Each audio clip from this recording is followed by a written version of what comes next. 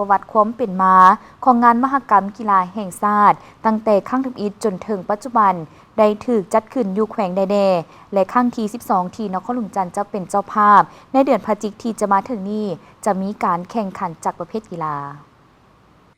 งานมหกรรมกีฬาแห่งชาติเป็นการแข่งขันกีฬาระดับทั่วประเทศซึ่งจัดขึ้นทุกๆ 3 ปี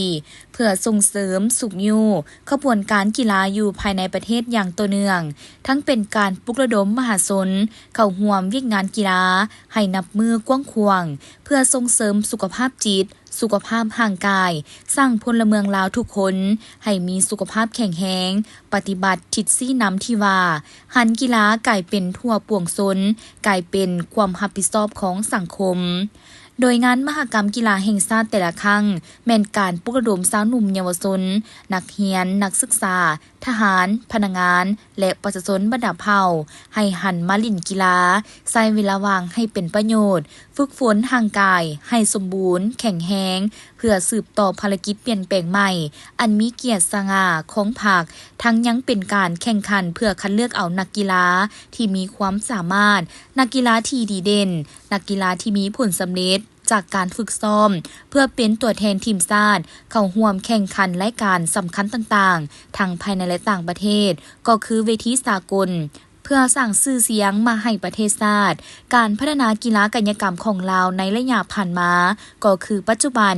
ภาคและรัฐบาลได้เอาใจใส่ซี้นำบรรดาแขนงการต่างๆนับแต่ศูนย์กลางจนฮอดท้องถิ่นโดยมีการผลัดเปลี่ยนกันเป็นเจ้าภาพจัดงานมหกรรมกีฬาแห่งชาติทุกๆ 3 ปี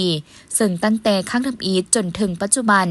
มีเพียง7แขวงที่มีความพร้อมและเป็นเจ้าภาพจัดงานแข่งขันดังกล่าวเช่นครั้งทำอิฐหรือครั้งที่1ได้จัดขึ้นอยู่นครหลวงจันทร์ในปี 1985 โดยแข่งขันกันใน10ประเภทกีฬามี5เขตและ8กระทรวงเข้าร่วมมีนักกีฬาทั้งหมด620 คนโดยแม่นนครหลวงจันทร์เป็นเจ้าเหรียญคำงานมหกรรมกีฬาแห่งชาติครั้งที่2ได้จัดขึ้นอยู่แขวงสวรรณเขตในปี 1987 ครั้งที่3ได้จัดขึ้นอยู่แขวงคำมวนในปี 1991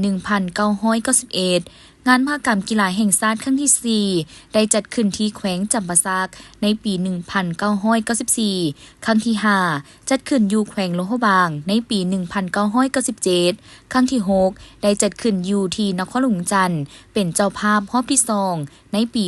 2000 ครั้งที่7จัดขึ้นอยู่แขวงสวรรณเขตเป็นเจ้าภาพรอบที่2ในปี 2005 ครั้งที่8จัดขึ้นอยู่แขวงจำปาสักเป็นเจ้าภาพรอบที่2เช่นเดียวกันในปี 2008 ส่วนครั้งที่9แขวงหลวงพระบางได้รับเกียรติเป็นเจ้าภาพรอบที่2ในท้ายปี 2011 และครั้งที่10แม่นแขวงอุดมไซได้เป็นเจ้าภาพครั้งที่11ในปี 2014 ส่วนครั้งที่11ครั้งล่าสุดแม่นจัดขึ้นอยู่แขวงเสียงขวางเป็นเจ้าภาพในปี 2022 มีการแข่งขัน25ประเภทกีฬาและครั้งที่12ที่จะมาถึงนี้โดยนครหลวงจันทร์ได้รับเกียรติเป็นเจ้าภาพที่จะจัดขึ้นในระหว่างวันที่15-25 พฤศจิกายน 2025 โดยได้กำหนดเอา33ประเภทกีฬาและ1กีฬาสาธิตเข้าร่วมทำการแข่งขันในนั้นจะมีการชิงไซเหรียญคำ1,252 เหรียญเหรียญเงิน 1,252 เหรียญและเหรียญทอง 1,821 เหรียญ